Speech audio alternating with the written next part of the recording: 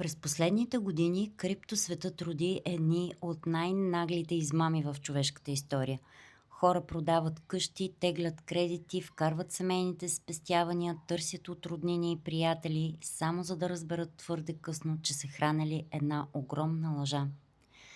Моят въпрос е: кой е виновен? Измамниците или алчността на инвеститорите? Според мен се продава това, което се търси, а в криптосвета търсенето е за лесни пари и лъскав живот. Затова се намират хора, които продават тези лъскави мечти. Аз съм Роси, а вие сте с класациите на Нека ви разкажа. А сега нека разгледаме 10 от най-големите криптоизмами.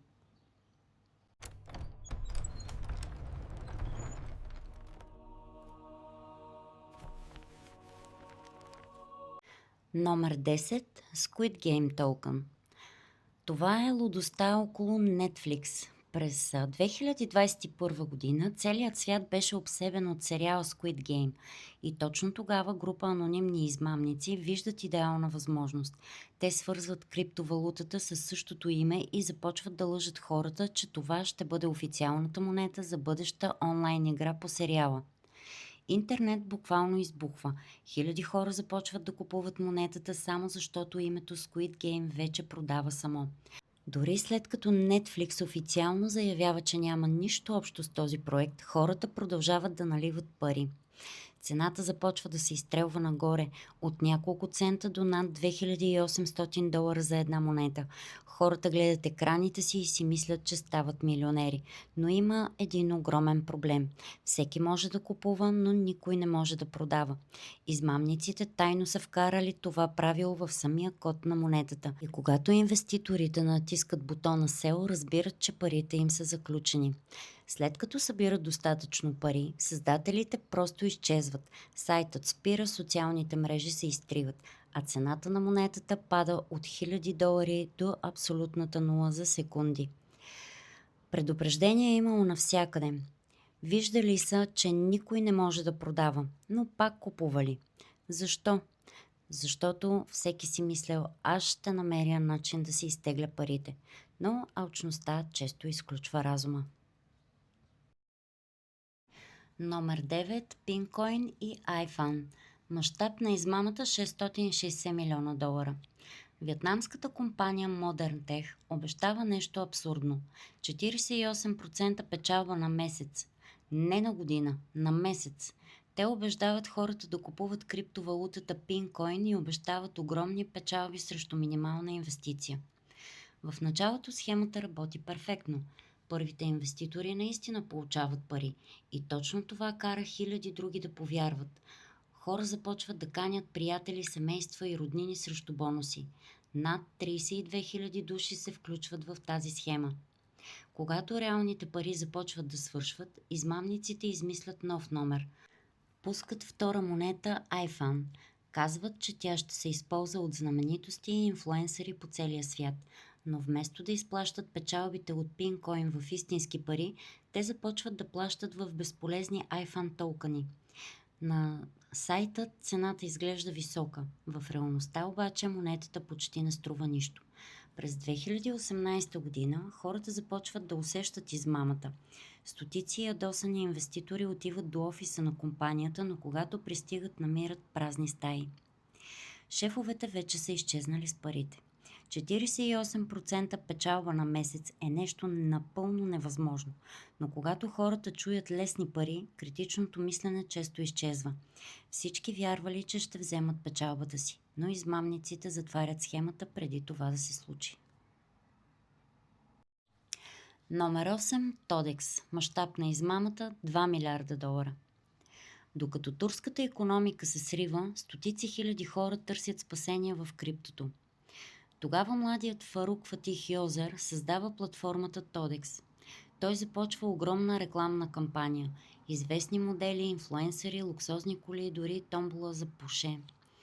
Платформата изглежда модерна, успешна и напълно сигурна. И над 400 000 души влагат спестяванията си. През април 2021 година сайтът внезапно спира. Компанията обявява: имаме временен технически проблем. Хората чакат. Обновяват страниците си през няколко секунди, но нищо не се случва. Докато всички чакат платформата да се върне, собственикът вече е напуснал Турция. Той бяга в Албания с криптовалутата на клиентите си. След международно издирване е арестуван, но милиардите ги няма. Лъскавите реклами създават усещане за сигурност. Хората виждат скъпи коли, известни лица и големи обещания и спират да задават важните въпроси. Номер 7. Африкрипт. Двама брати от Южна Африка създават криптоинвестиционен фонд. Единият брат е на 20 години, другият е едва на 18. Те твърдят, че имат супер интелигентен AI бот, който прави огромни печалби от криптопазара. Богати инвеститори започват да наливат милиони. Един ден клиентите получават странно съобщение. Платформата беше хакната. Не казвайте на полицията или адвокати, това ще попречи на разследването. За мен това съобщение е голям червен флаг. Не знам как са реагирали инвеститорите, но със сигурност те са го използвали като психологически трик да спечелят време и да избягат, което и се случва.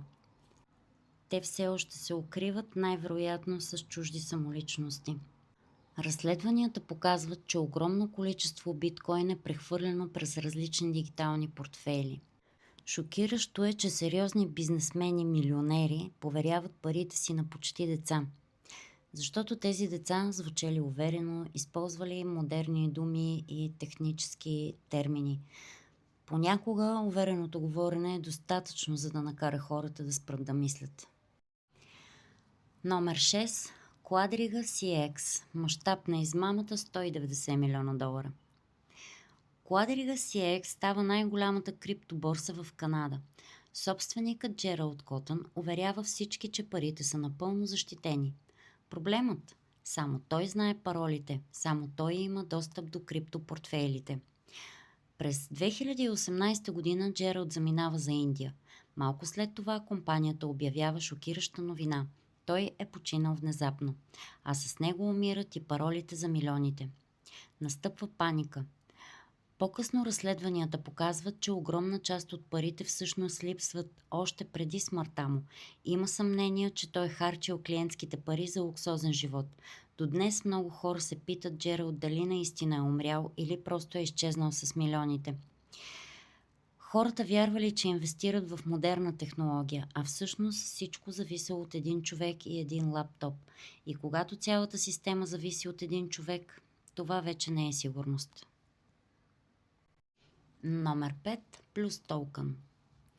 През 2018 година в Китай се появява приложение, наречено Плюс токен.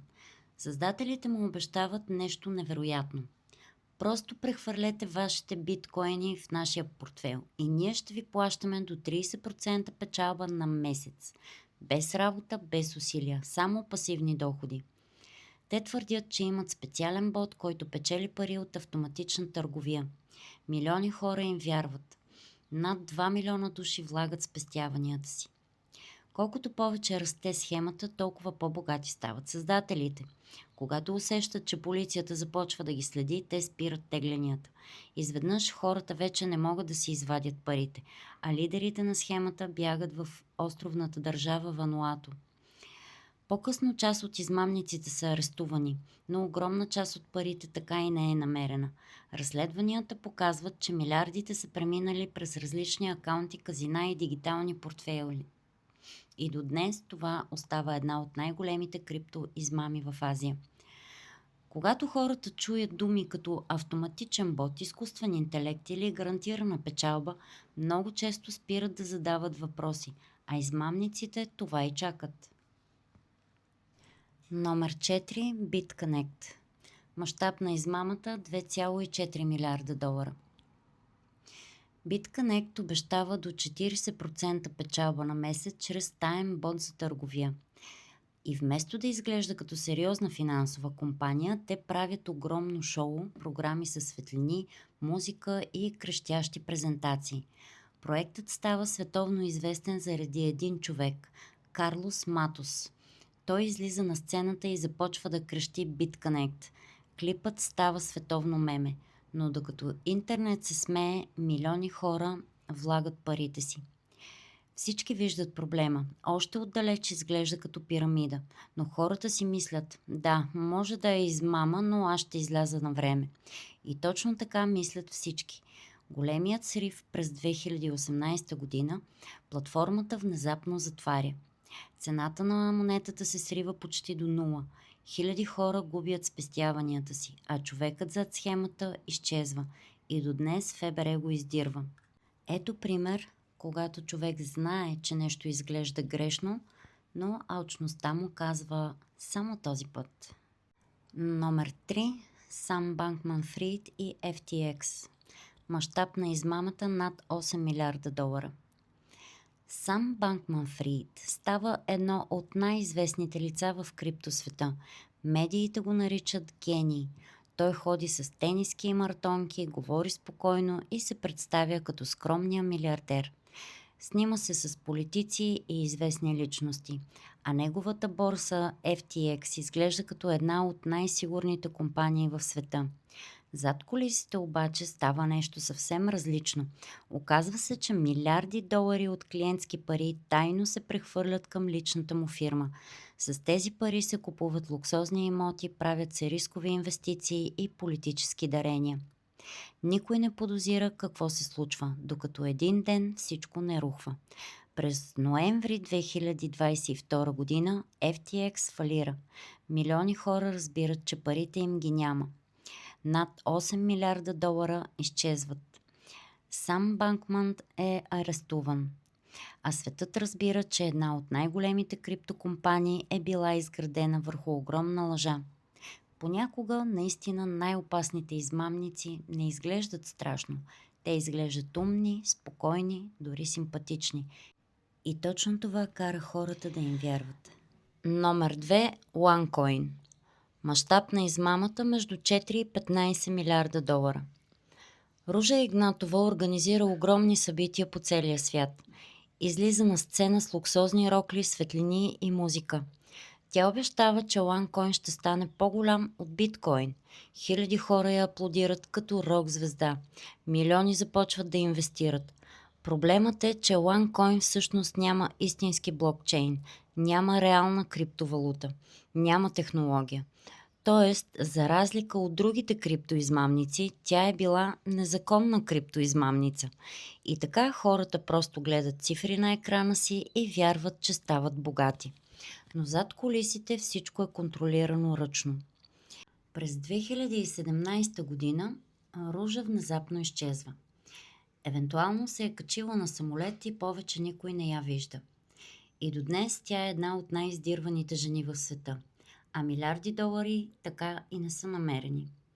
Моята гледна точка тук е, че Ружа Игнатова не е обирала банки с оръжие, не е карала никого на сила да инвестира. Тя просто е разбрала нещо много опасно за човешката природа. Че хората отчаяно искат да повярват, че могат да забогатеят бързо. И колкото по-голяма е мечтата, толкова по-малко въпроси задават. Милиони хора виждали луксозните сцени, скъпите рокли и огромните обещания.